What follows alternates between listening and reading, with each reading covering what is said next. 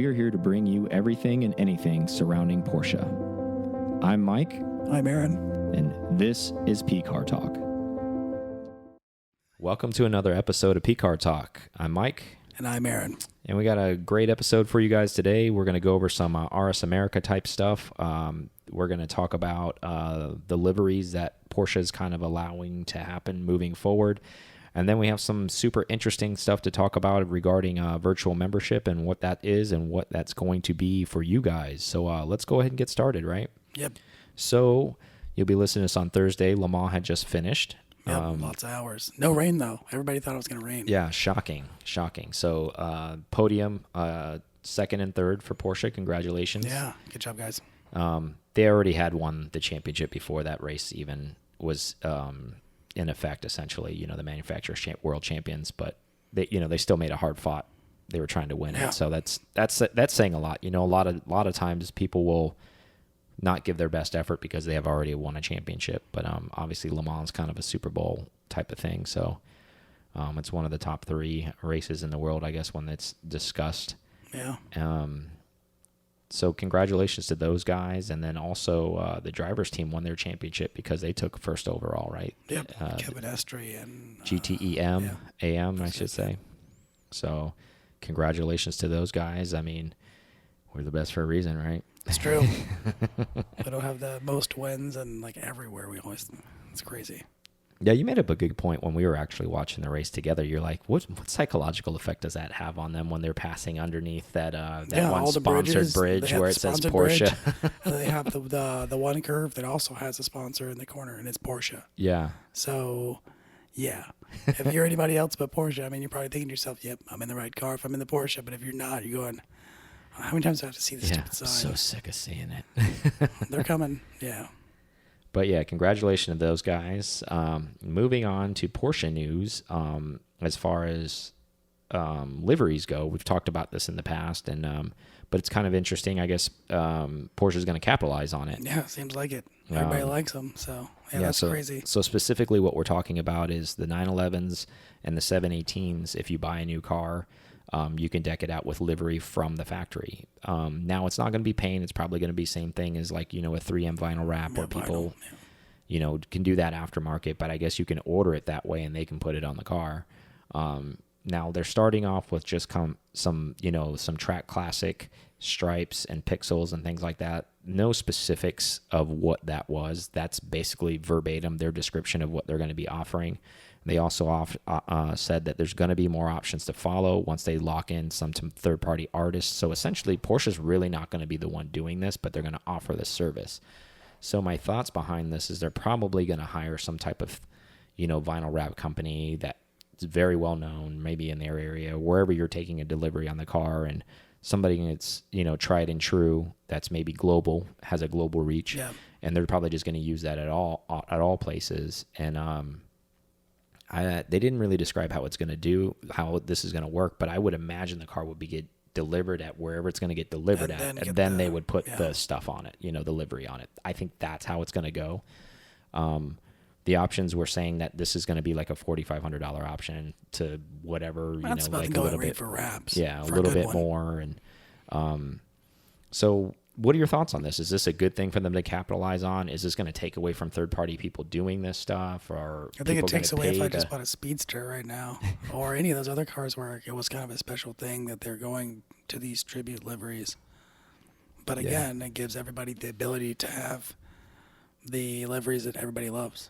Mm-hmm. It might be. We don't know what all of them are going to be. Do you think it's going to be like how we talked about on in prior episodes, how much we love livery, right, on cars? And I think maybe we love it because we associate it with race cars. Yep. Now, do you think that now that this is an option, and not that people can't go out and do this already on their own, but obviously you have to take an additional step, right? You have to buy the car, then you have to find a place that does the livery that you want. So there's a little bit more extra. So they're eliminating the middleman essentially for you. They're making their cars look good. Yeah, they're making it easy for you to do it, right? So you don't have to go hunting for somebody that may be just a pop-up, and not to say anything against people who do vinyl wraps or anything like that, but there are some people that are shady doing it, and then there are some very professional people doing it. That's a gamble of people. Yeah, so it's just a gamble, right? So they're basically taking the gamble out and saying, hey, you can have it done here.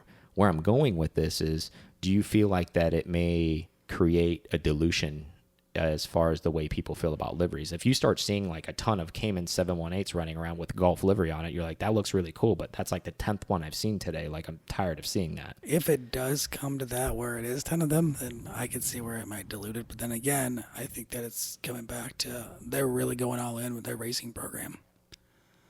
They want you to, I mean, you're bought in already at some point, I guess, already. So I just don't know how they can go any further in. I mean, obviously we just talked about Le Mans. They're pretty far in deep with it.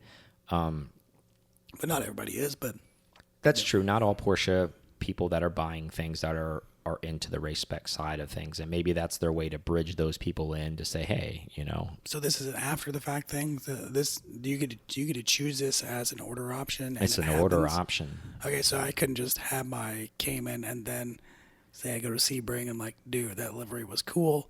And then Let go me get back something in. close and then go back. That's a and great repeat question. It didn't say anything about that in the research that I did. It was more of kind of a brand new option as like taking delivery on a brand new car. Not something that they're doing after the fact. I like the car, you know, you've owned a car for a few years, or even if you've owned a used car and you want to bring it in, you're like, I really like the way that livery looks. I want to bring mine into the Porsche dealership and do it. They didn't mention anything about that. I'm not saying they would be opposed to that. I mean, essentially, I guess if the paint's okay on the car and the vinyl would adhere to it, I don't see why they wouldn't do that. But again, maybe they're trying to offer it just for the new cars. How would you feel about secondhand if you're buying one of those cars? I think it would really depend, because I think, like anything, we always talk about like with the cars and when you buy a car and the importance of when you buy a car, you buy it for you, not for resale value. And I think if you go in with the impression that you're going to keep the car as opposed to like, okay, well, I want to pick the right spec so it has good resale, right? Well, even you're going to find people with bias even within the livery range. You can say, okay, well, I'm going to pick Martini livery because that seems pretty middle of the ground. Everybody likes Martini livery, and there may be a guy who wants your car and he's like, I like Golf livery, man. That's not going to work for me. So with these liveries, are they getting special paint options as well? Because, I mean, I don't think they offer Gulf Blue as a standard option, right? No, it's not. It's obviously a PTS color or CCX color, you know, wherever they're calling it now, or the special area. It has nothing to do with the paint. This was just clearly just vinyl. You wouldn't want to do something out of character for the livery. Yeah, that's a great question. I'm sure Porsche is going to control that in-house. I mean, I think if you ordered a red car and you tried to put Golf stuff on it, they're going to be like, this is no. Nine. You know, I think it may be because it has it on the builder. You know, that's where I kind of saw this at. So I think I'm sure there's fail safes within that builder app to where like if you have a red car, that livery, it shows you what your livery options are. That's amazing. You know, where it's almost you have all the options, but none of the crazy things. Yeah, where it's like you have red, so the computer already knows like those aren't yours. You don't get any of these. And it's like these are the ones that go with red. So you can pick from these from red. That's helpful. You know, it's like, okay, you have a white car. Okay, all these goes with white. You know, I that's what I'm assuming you it'll have a black go car. like. You have the black punk. Exactly. Right? I think it'll be neat. This leads me to the next question with this. Do you think this will become the next craze within Porsche where people are chasing obscure liveries to make their car more different than your car? Meaning, like, if I go buy a 911, let's just say I buy a standard 911. It's a wide body car like we talked about before, so it's going to look the look. Mm-hmm. So everybody's picking Martini. Everybody's picking Golf. Everybody knows those big ones, like maybe even Brumos, whatever. So I come in and I'm like, okay, well, I want Valiant because nobody picks that. Or I want Apple because nobody picks that. So do you think it's going to create this inner, you know, competition between people that... That's the next level. Maybe that's what they're seeing it as, is, hey, BTS has kind of played out. Everybody's doing it, or enough people are doing it where it's not becoming a specialty anymore. Mm-hmm. But if you want to do PTS and step it up just a little bit, but then there's only so many liveries. That's true. I mean, and they can control this, right? It doesn't say it's unlimited liveries. It says that they will have options. They haven't discussed which options that they will have. I bet you it's the same liveries that like the Speedster's going to have. Yeah. I mean, essentially, you could think like, then again, it could be limited, right? Like, it may not be advertised, just like with anything within Porsche. Mm-hmm. Like, you can do anything you really want to do, It's almost like the joke you always Well, make you when need you to go to go, like a yeah. steakhouse that doesn't serve lobster and you want lobster. Well, you can pay a crazy amount of money and they will go find you a lobster to cook for you that night if that's Yeah. if you're one of those kind of people. So maybe what this kind of turns into, where they're like, you know what, I know you guys don't do like a Sunoco type of thing, but the one Sunoco car that raced, that was my favorite car of all time, and I'm not going to buy a new car unless I get this, and they'll be like, okay, we'll do it, we'll find. And then essentially you look at it from Porsche's standpoint, if they're not the ones that are actually doing it, they're putting the work on the third party that they're bringing in. So they're going to put all the pressure on them. So at the end of the day, it's going to be on the other guy to deliver. Granted, it's going to still be their name on it, and they got to make sure it's professional. But I think the pressure is going to be more on the third party to make sure that they deliver and execute properly, not really Porsche. I would almost think that they would do it in-house, since they're making you order it anyways. That they would just do it from the production line, then wrap it, and then it's already done. But it depends on how they're actually handling it. Yeah, I mean, you would think, I don't know. Because you're keeping it at a professional level, you're keeping it within a production line, and then whether it's in the paint booth, and then it goes to the vinyl wrap guy, and then... Yeah, I mean, that makes sense, too, from a production level, but I guess I guess maybe that's how they're going to be able to control what they're doing, right? As opposed to saying, okay, hey, here's the color wheel, go nuts. As opposed to like, okay, these are the ones you get to pick, and that's all you get to pick within the realm. So maybe I'm thinking too far into it, saying like, okay, maybe I want a Blaupunk, and they're like, that's not even an option. Like, It is now. yeah. So then you're still going to go and search for a third party on your own to do those kind of, I guess those liveries, So what you're saying the is- ones the obscure liveries, the Hawaiian Tropic, the one that you don't see that often, where you see it on a car and you're like, that's the livery I want on my car, because I don't see it that much. So we need to open up a livery shop. Is that what you're saying? Yeah, that'll be really cost effective. But yeah, I think it's an interesting exercise. So, what livery would you get on your Boxer Cayman or 911? I think it's tough, because I think what It's it all goes. different shapes. Yeah, I think we go back to what we talked about before. I think we're going to have a limited number, so let's play this game out, right? Like that you just made a discussion with. So let's just say it's like the ones that they kind of picked for the 935. Maybe it's going to be something to that effect, where those are the only ones you get to pick. Well, guess what? The Valiant one is in there. That livery's in there. But I think the difference between the 935 that's coming out and as opposed to buying a 911 is when they wrap that car in that livery, it's not just a wrap. That car was painted that teal color to match that livery. So I think, again, it goes back to what you were saying, is you're going to have limited options on the liveries you get to pick based off the color base of the car. Have to. Because, I mean, it's just going to look cars. wonky, right? Yeah. Like, you can't just go out there and slap a bunch of, like, livery on a car where it clashes. You couldn't put a Jägermeister thing on a car that's yellow. Like, that wouldn't look right.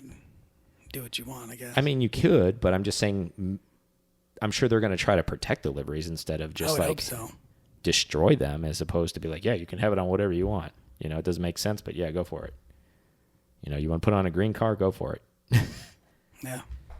But I mean, I guess if I had to pick, one of the big ones, I keep coming back to this, but I probably would pick Brumos, just because, I think it always looks good. Pick a white car and if you're able to do the new livery, would you do the new livery over this guy?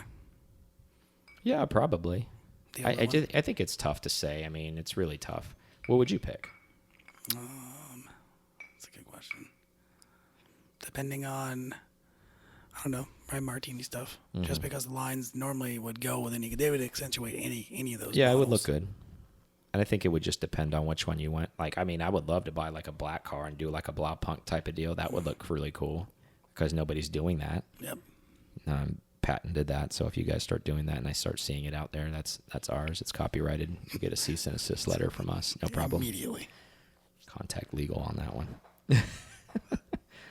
But yeah, that's probably what I'd go with. I mean, and I guess at the end of the day, Jaeger would be cool though. Maybe circling back to what you said, like, well, if somebody didn't want the livery on the car, I guess worst case, you could peel the livery off, right? So that's the effect behind it, where it's like, well, I don't like the car. It's like, okay, well, I'm not going to take it off. You can take it off the car when you buy it from me, if you still want the car. Yeah. If you don't want the car, that's fine.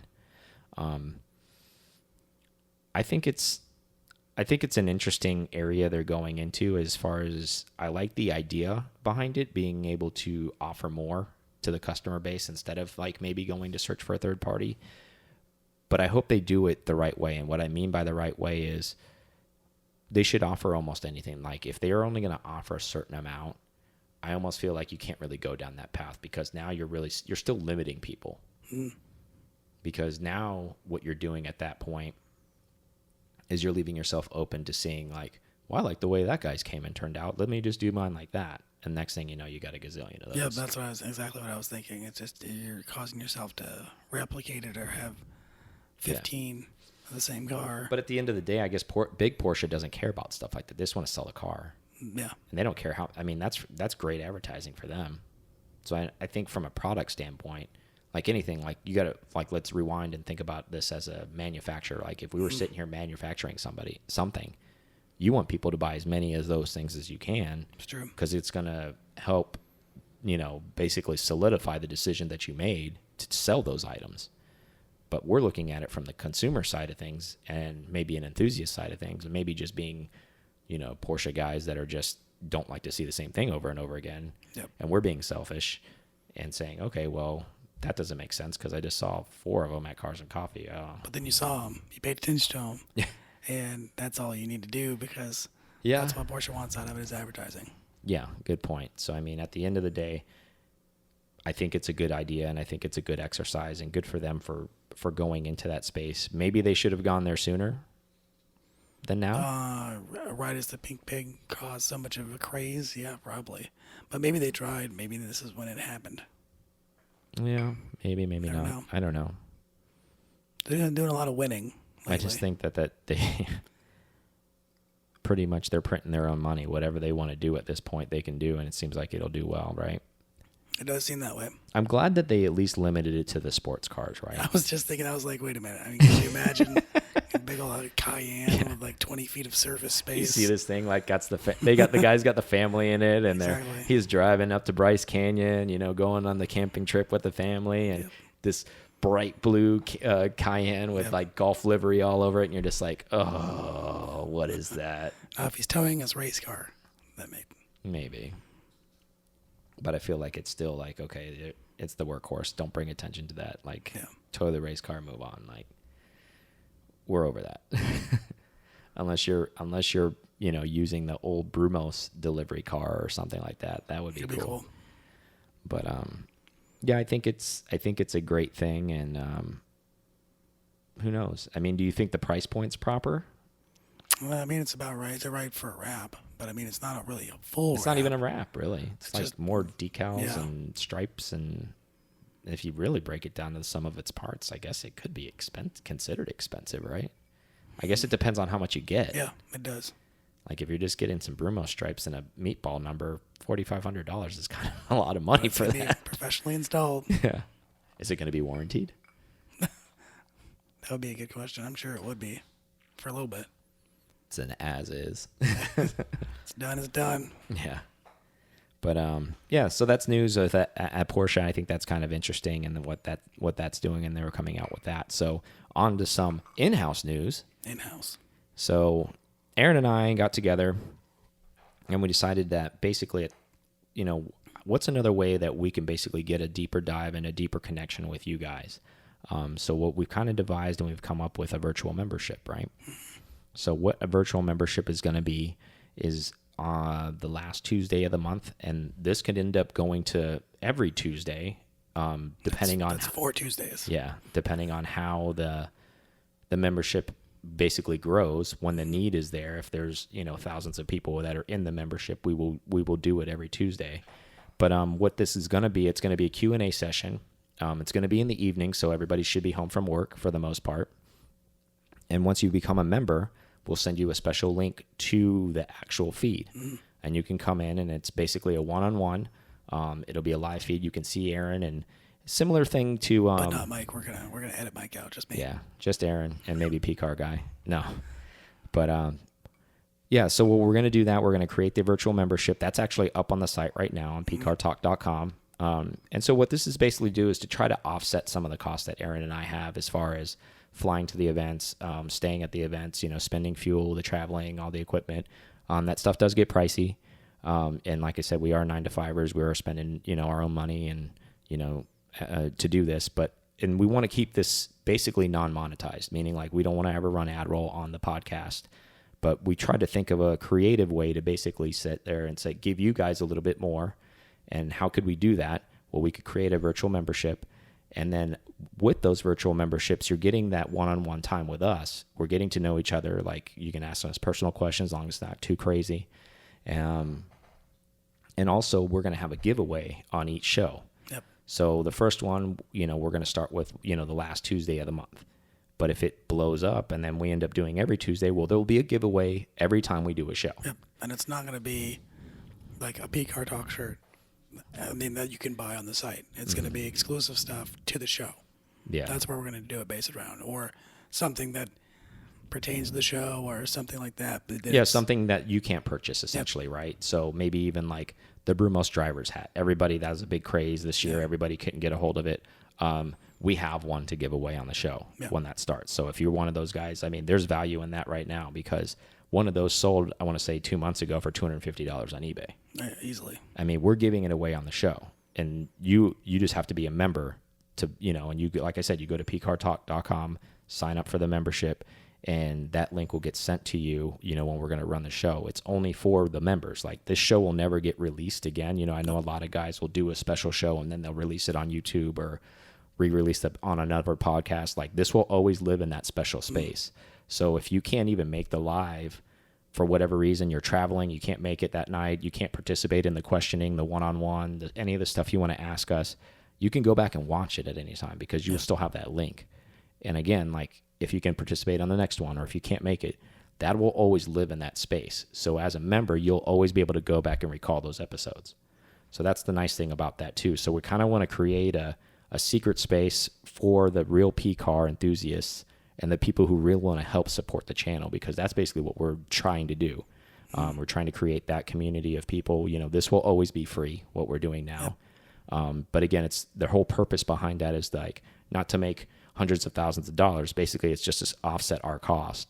And the people that are the diehards out there that love what we're doing, we would really appreciate it if you could get on there and do that whole thing. And because we want to engage with those people, we want to engage with the people that want to engage with us. And I think what a better way to do that, right? Yeah, I can't get any. Especially if you live in Switzerland or somewhere else that's, you're not flying to Luft, or you're not coming to we're not going to see a DRT or Amelia, or... And even if you are at DRT or you're at Luft, and you still might not see us. Yeah. Or have time to talk to us. Or. Well, you're going to get an hour and a half dedicated. Yeah. At least at a start, at the bare minimum, 1 Tuesday a month. It may turn into 4 Tuesdays a month, so you may get 6 hours of dedicated time where you're going to see our ugly mugs and be able to ask us questions directly. It's like, why is your beard so gray, or why is your beard so long? Like, what is going on with you? Like, is something living in that thing? What's the real deal here? Possibly. But the whole purpose is to grow the community strength, help us out a little bit too, to help us out in a support area. And we would greatly appreciate it if you did, go in there and participate. And, we're eternally grateful for everybody who is listening right now and who's supporting us. And we're not, like I said, it takes a lot for us to make that ask, for us to do that. Sure.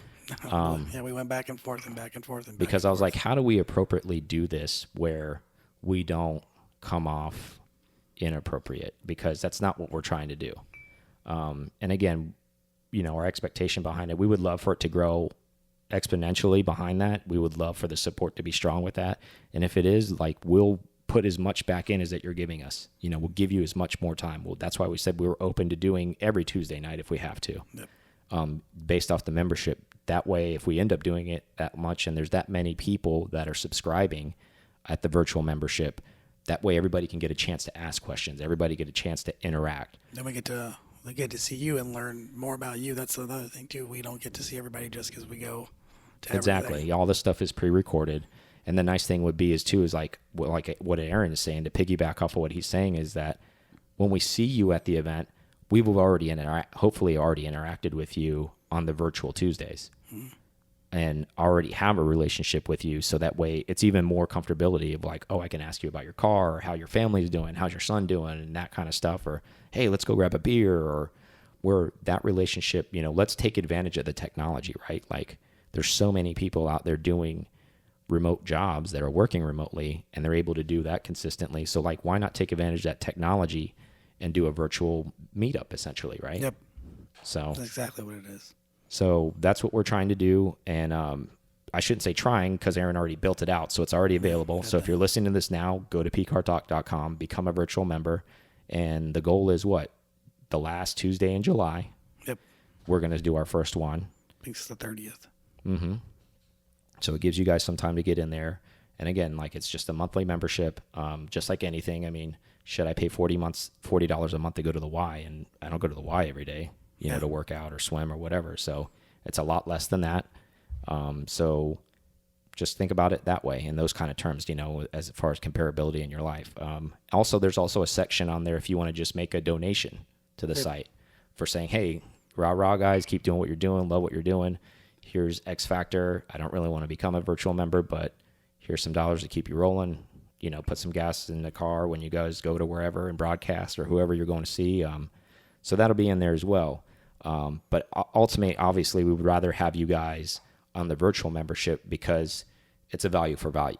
You guys are getting value out of it as opposed to like participating in the secret room, essentially, and being able to interact with us on more of an intimate level. And essentially, Aaron had a good, claim to it saying like, hey, have a beer with Mike and Aaron or P-Car Guy. If you guys want to see P-Car Guy do a whole session on there, we could do that too. I want to see P-Car Guy do a whole session. Yeah, you don't get a choice. It's up to them. So that would be rough to have that animal in here for an hour and a half. But I mean, again, I hate to have that, that ask, but again, at the end of the day, we have to, find a way to make things creative and where it's a value for value. And we figured that would be the best way to go about it for everybody, where you can get, a specialized content, all that kind of stuff and all that great stuff in a intimate setting. Yeah. So, again, get on there, pcartalk.com. Look for the membership area. Is that the drop down? Support the show. Support the show. And then virtual membership, right? Yep. Okay. And, there's some description in there if you want to read a little bit more about what that is than with the... It's beautifully written. Yeah. So that's all up there. And, again, don't forget that we're going to be giving something away on top of the basically getting onto us on one-on-one at the end of the show. And it's only going to be given away to the virtual members. Like, so if you're a virtual member, your name goes in the list. Yep. And just like anything, and we'll randomize it. And we'll pick the person and we'll be like, hey, Johnny O, when's the Brumos hat? We'll be emailing you, get your address, boom, send it off. Yep. So it'll be a great thing for you guys to get some rare stuff. It'll be a great thing for us, for you guys to help support us. So it's people helping people. It's true. So, but with that being said, I know we kind of were a little lengthy, but I kind of wanted to make sure I gave all the description of why, what, where, how, in regards to the virtual membership. And let's take a quick break. And when we come back from break, we're going to have RS America talk. Yeah. See it. Thank you guys listening to PCAR Talk so much. We appreciate you guys so much. I can't say that enough. Please go to pcartalk.com and check that out. We have a virtual membership on there. We are on there on Tuesdays meeting with you guys. Become a virtual member. We would solely appreciate that so much. Also check us out on YouTube. We release videos on Mondays, Thursdays, and Fridays. Help support the channel. Everything we're doing is trying to bring the community closer together. We definitely appreciate that. Also, when you go onto YouTube, if you could subscribe, maybe pass it along, make a comment, we really appreciate that. Again, circling back to pcartalk.com, there is a newsletter created on there. Please put your information in there. That way we can keep you up to date on anything that's coming forward and anything that we're going to be doing moving forward and all the exciting things that are coming out. And again, the virtual membership is on pcartalk.com. Now back to the show. All right, we're back from break, guys. And second half of the show, let's talk about some RS America. Interesting, RS America. I find it very interesting. This car as a whole, as being a 964 owner. I think it's an interesting car all the way around. So let's talk about this a little bit, right? So Okay. basically this car was produced in North America only. As a result, it was kind of a consolation prize because they felt that the Americans weren't ready for the 964 RS, like Hardcore the version. hardcore version, the 3.8, right? You couldn't handle it. But there was a big uproar in North America when they announced that basically the 964 RS wasn't getting it sold here. And it's kind of surprising. I guess maybe it was just a sign of the times where Porsche might have been as far as a company, because I don't think they would have done this in a modern time, as far as having an uproar. So they kind of gave a consolation. They're like, okay, what can we do for America, essentially? So what they did is they came up with the RSA, the RS America.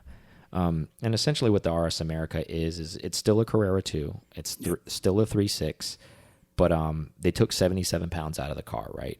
Oh, boy. How did they do Really that? dropping weight. Yeah. Hey, man, I went on a hefty diet. No, I'm just kidding. But so they took a lot of sound deadening out of the car. They took the power steering out of the car. They took, the door pockets out of the car, like every little thing, essentially. They took the rear seats out of the car and some little things like that. Options for sunroof delete was available. You could have got limited slip diff and all that stuff to try to make it a little bit more motorsport than the 964 Carrera 2 was, essentially, because that was standard with a sunroof. At least for North America it was. Rest of the world, you could have optioned out of that. So essentially it was a consolation prize. It was done for 2 years. They made 701 of them. Yep. It came standard with the 17-inch Cup 2s. And they also got rid of the motorized spoiler, the one that I have on my car, the motorized, and when it comes up, they have the fixed, like whale tail. Yeah. So that's how they basically shaved the weight. They took a lot of the mechanical stuff out of the car to kind of save some poundage and things like that. Again, this car's rather expensive now. I just think because the 964 market is where it's at. So this kind of raised that as well. Again, there's 701 of these that were produced. I mean, that was at least according to RSA.net. It's a low production car. But because it's a low production, does it really make this car rare in your eyes? Yep, it's low production. That's all that matters. Limited. That's all you gotta say. God. That's all you gotta say. I mean, it is rare. It has the spoiler that not everything came with. It is lighter than your Carrera 2. Yeah. That you don't have to deal with the sunroof.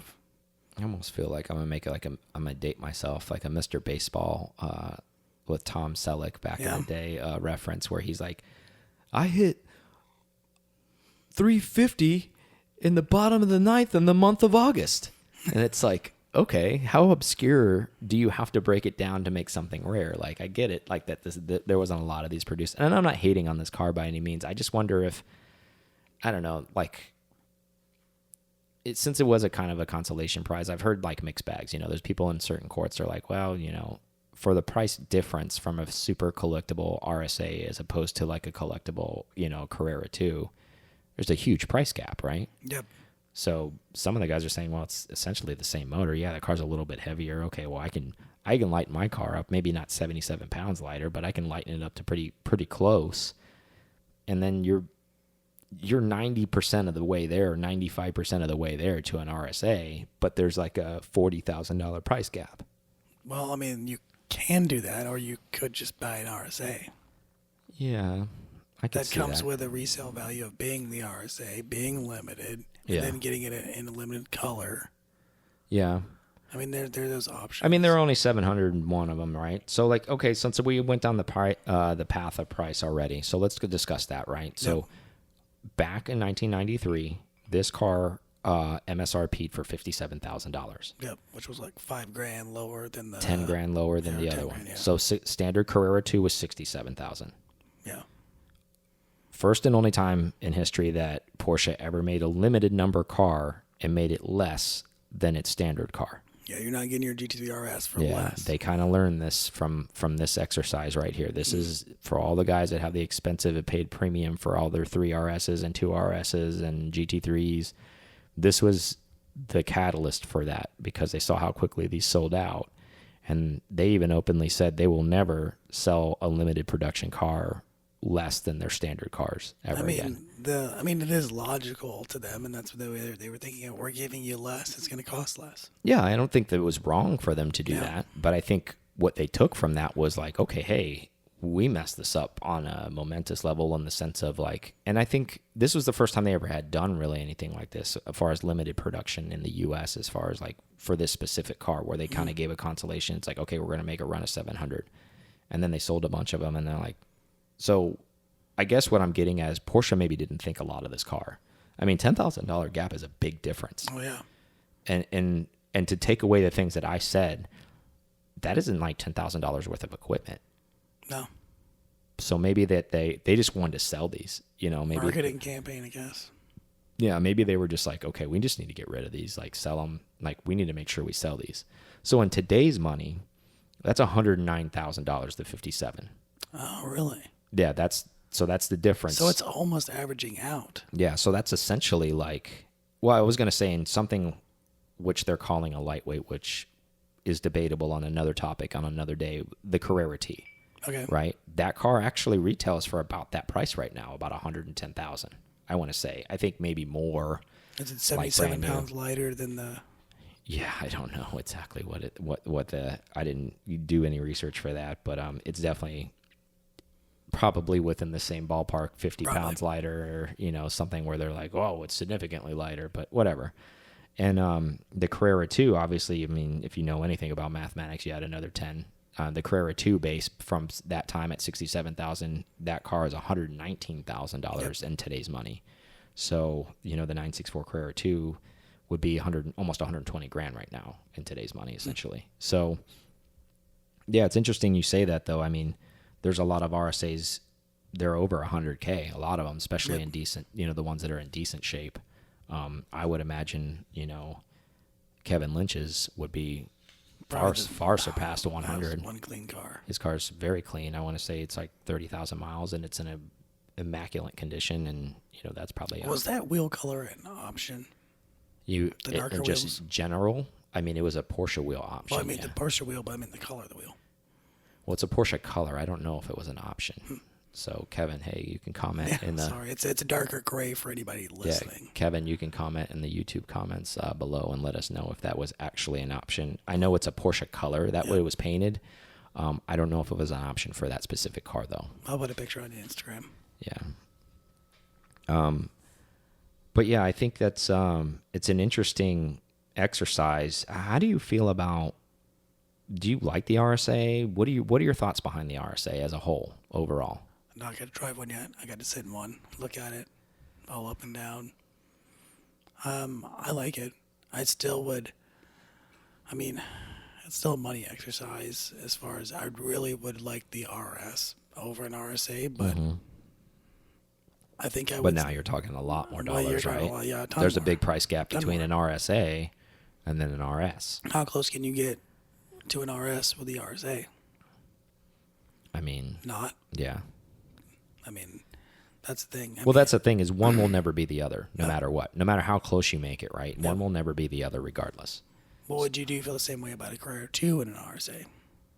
I mean, I think if I had unlimited funds, I think from a guy that has to live on a budget, that for me, the dollars are better spent on the Carrera 2. Yep.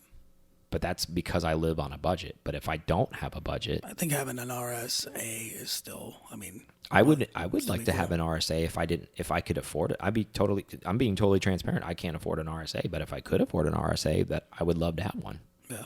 I think they're great. I'm not trying to discredit them. I just think it's a good topic for debate as far as like being $10,000 cheaper than the base Carrera. That's a significant amount of money. Yeah. If you were smart and you knew what was going on. Exactly. If you were one of the guys back then that was cared. like a pure, enthusiast to say, yeah, I'll take one of those. Of course, I'll take one of those. Like, wait a minute. I go to the track occasionally. Yeah.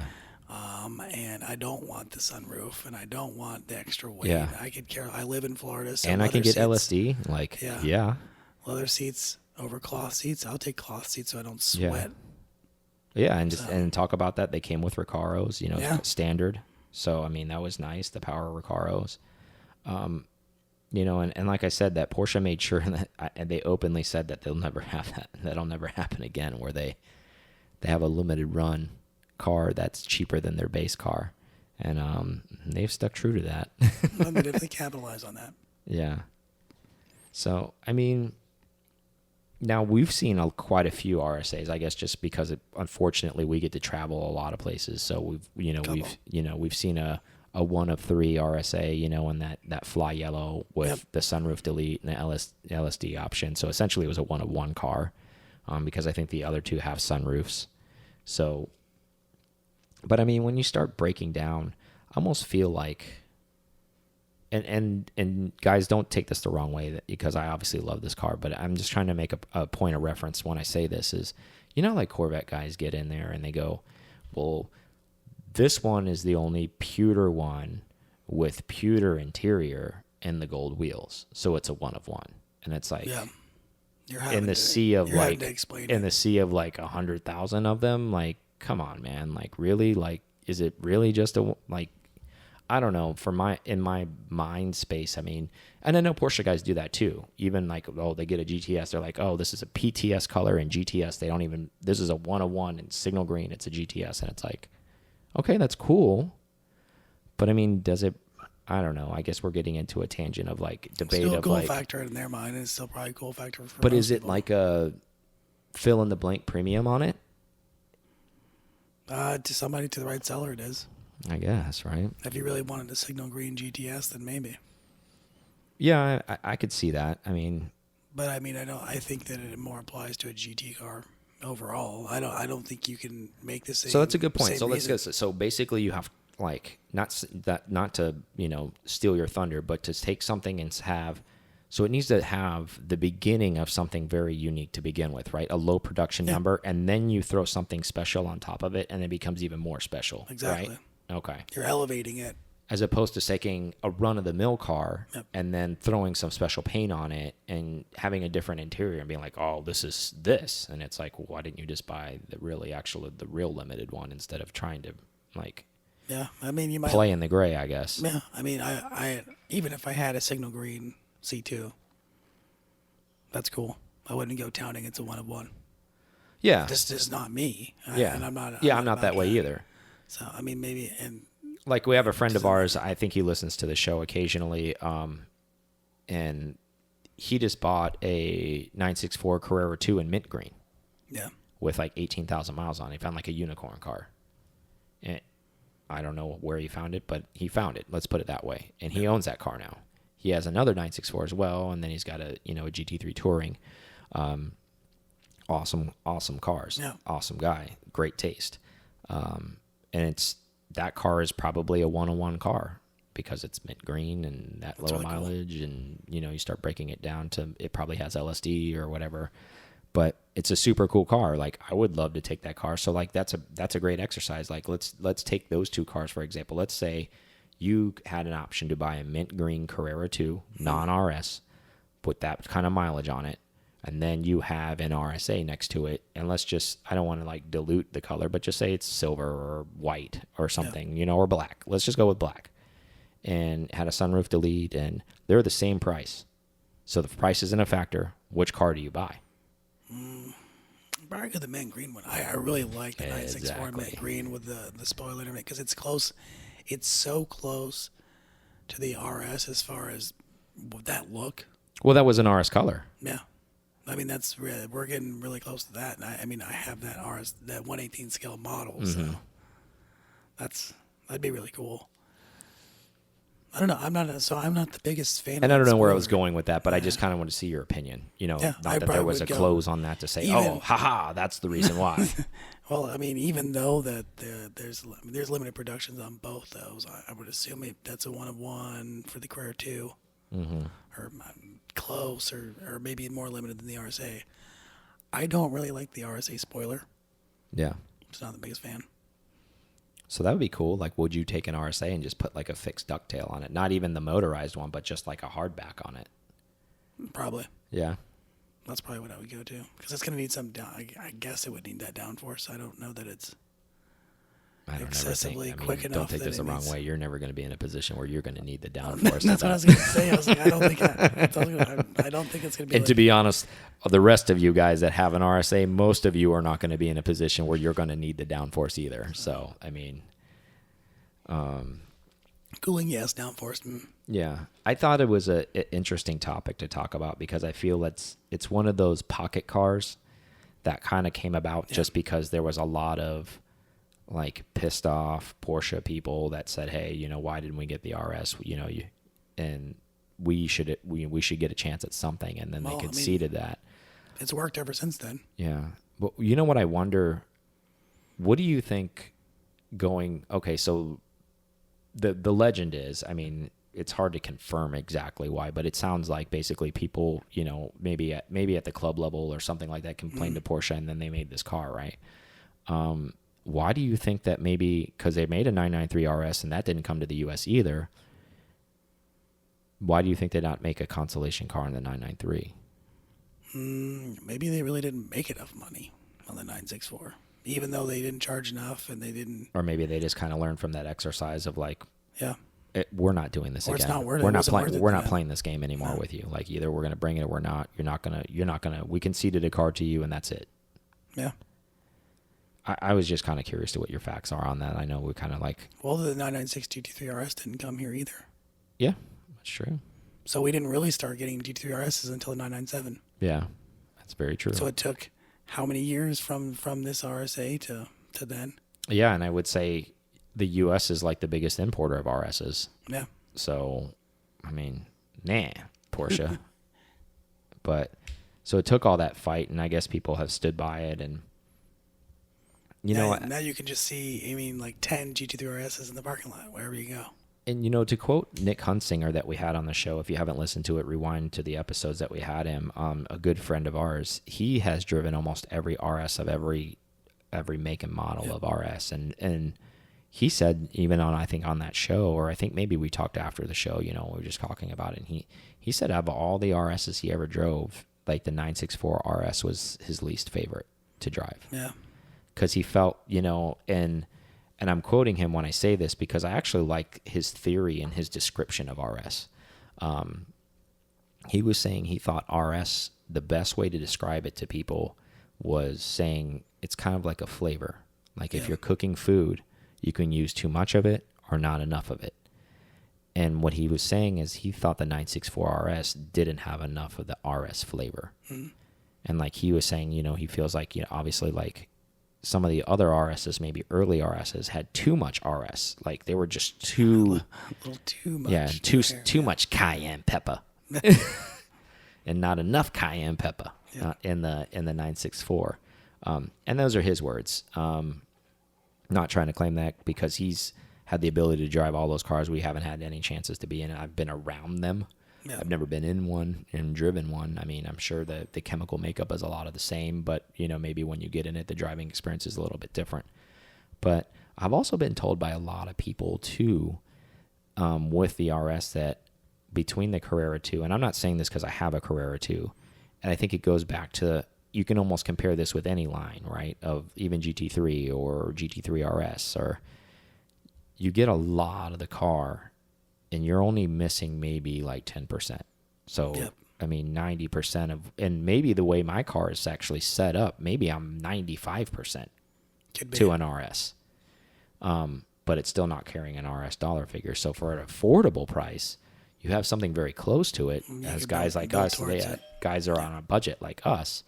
So, I mean, it's one of those things. It's kind of cool. So I guess it's just an interesting exercise. I just wonder why maybe there wasn't like a 993 RS. That would have been kind of cool, maybe, or RS America. Or that would have been interesting, huh? Yeah, I guess that would be. I mean, what would it? Would it just be a little bit lighter? 7 pounds lighter, man. Follow the same formula. 701 of them. Yeah, interesting. No, but I just, you know, it's a cool car. We've been around quite a few RS Americas. We had a friend that owned one and flipped one quite quickly. I know he regrets that every day that we see him, and he talks about that. I won't beat him up too much more about it. I know you guys have heard about it on other episodes, but it was a right decision for the right time for him.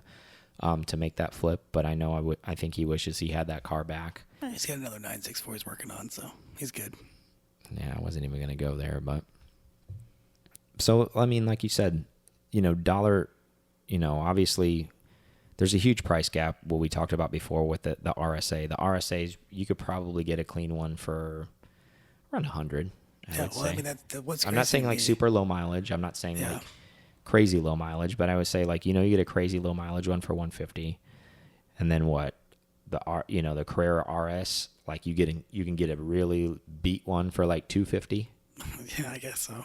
I mean, that's about what they are, because they really actually, a lot of people actually tracked them in Europe, where they were sold. I mean, they were not coveted to be like, oh, this is going to be a $350,000 car someday. This is going to be this someday. Like a lot of them were beat, and they're in that condition now. So then you buy a $250,000 car, you probably got to do like a $60,000 refresh on it. Just like these GT3 RSs today. Mm-hmm. So now you're essentially at 300 on the thing? Yeah, I'm sure. On a 964 RS? Yeah. Depending on what do you think the rebuild cost on that is? I mean, it's not. I think it just depends what it needs. Yeah. I mean, I don't think it would be any more than a normal Carrera 2 rebuild, but I mean, I'd charge you more. That's Aaron for you there. Well, you got Felicia. You got an RS. Hey, you got an RS. You got big money. Double the price, right? Got to be precise. But yeah, I think it's an interesting car, and I think there's a lot of hype behind the car. I think if you had a money no object, let's just put you in a situation where, say you were a lotto winner, and you're a Porsche file, and you're, I know we can go, but we're talking about 964s obviously at this point, and we're talking about RS in America. So like, I kind of want to keep you honed in. So within the 964 brand line, would you, even when you had as much money as to spend, and you're still in maybe a Jerry Seinfeld, a dollar for value, like, do you think there's value in that for you at that price level? The only thing for me at that price level is it's probably not going to go down from there once it's in there. Even though that I can get drivability from a C2 or from an RSA, that's going to be. I guess where do you land close. at is what I'm getting at. Like, not necessarily would you or would you not pick that. Maybe where do you think your best dollars are spent, even if price is no object for you within that mark? Probably still just the RS because of that investment value. It's not going because there's so few of them. The rarity, probably the color options are cool. Oh, of course. That's some of the best stuff. I mean. And I'm sure you and I are on the same page. When you think of like Carrera RS, you like instantly think of Ruby Stone Red, or you think of Maritime, or you think of Mint. Those are like the three that really stick out in my head, or like, oh, those are the ones. Right? I wouldn't be going for like Guards Red or anything. I'd be going for something crazy, because even if it's beat, like you said, it's 250, but it gets refreshed and now it's worth. I almost feel like guys that are hunting after that car, and I could be wrong because I don't know anybody who has an RS personally. But I think I would be in the same mindset if it was a money, no object thing. I would want one of those colors to let other Porsche people know that it was an RS without you even having to see it was an RS. Like if you saw that color, like you and I can walk around when we were at Rennsport and we saw them in the paddock, you're like, there's an RS, there's an RS, there's an RS, there's an RS. As opposed to like, if you saw a Guards Red one or a black one, you're like, oh, that's a really nice looking 964. And then you walk to the tail of it and you're like, holy crap, dude, it's an RS. Yep. As opposed to like, you can see driving a Mint, one down the road. And I'm sure that one guy we were talking about has a Carrera too. His will probably be mistaken many times for an RS just because it's Mint. Yep. So I think it was an interesting exercise. It was an interesting part in time is the reason why I wanted to bring it up. And the fact that it was so much less than the base Carrera, I thought that made it a very interesting car to speak about for a little short time. And that's kind of why I wanted to talk about it. Not any specific reason why that there's some special RSA out there that just went for sale or anything. I thought it was just an interesting topic to discuss and maybe educate people on it because, maybe there's a lot of people that don't know a lot about the RSA. So do you think it's strange with inflation numbers that it actually kept exactly what it was worth from day one till now? I think that it was just like a timing thing. I don't think. I mean, it's not always been worth that much. No, of course not. I mean, 10 years ago, you could have got one for nothing. just like you could have got a Carrera 2 for nothing. I think it was the whole ballooning of the 964 that we've talked about many times, and I think it's just circumstantial that today's money is what basically that car is essentially selling for, like where it's equated its price. Because the Carrera 2 isn't worth $119,000. I mean, there are people asking that for some super low mileage ones. Maybe there's somebody paying for those. I don't know. Well, I mean, you gotta assume you're collectors. Yeah. Like, really somebody that's, I need a low miles. It needs to sit in the garage. I need to show it off, and then museum, or it gets sold, or not everybody's wanting to drive the car. And that's from the standpoint that we take a lot as a driver. Mm-hmm. Yeah, that's true. And maybe you went on an RSA because you have an RS, and you need to, keep your collection. Yeah, start climbing the ladder, right? Yeah. I think it's interesting. I've always, and I'm sure many car guys do out there, I window shop a lot, and I'm sure everybody does that on the internet, and I've looked at these prices on some of these Carrera RSs that are for sale, even in England that you can import and stuff like that. And like I said, they're beat. Like some of them are like $275,000, and it needs it needs a lot of work. And he's like, you know what, just sell the house, and then right. Cool. I guess I'll, but you need to start doing you got to really love the 964 RS to pay that price, right? Like you got to be all in. You can't be a toe in the water kind of guy. I think I'll maybe make a move on this. That's all right. This is how many C2s deep could you be for that same price? Well, not even C2. I mean, could you, like we talked about before, you could hunt down a rare color RSA with super low miles. Yeah, super low miles, pay $150 and still have a ton of money left over and not have to do a rebuild on it. Yeah. So, but are you going to be satisfied? Is that going to be the RS? Is that going to be the, when we're old men someday and we're sitting around, we're going to be like, oh, that's a 964 RS, man. Look at that. Or will you be like, give an RSA the same kind of accolade? Because essentially, there's probably less RSAs out there than there are RSs. I mean, on equal footing ground, maybe, depending on how many have been wrecked. Good topic for debate. There's no right or wrong answer here. I just thought one. It's RS. RS and mint colored. That's the right answer. It's pretty close. That's the only answer ever. What other colors would you guys pick in RSN or RSA or C2? Yeah, go ahead and tell us in the comments below. I'd be interested to hear what you guys think out there out in the P-Car land. Tell us what RSA color you'd pick.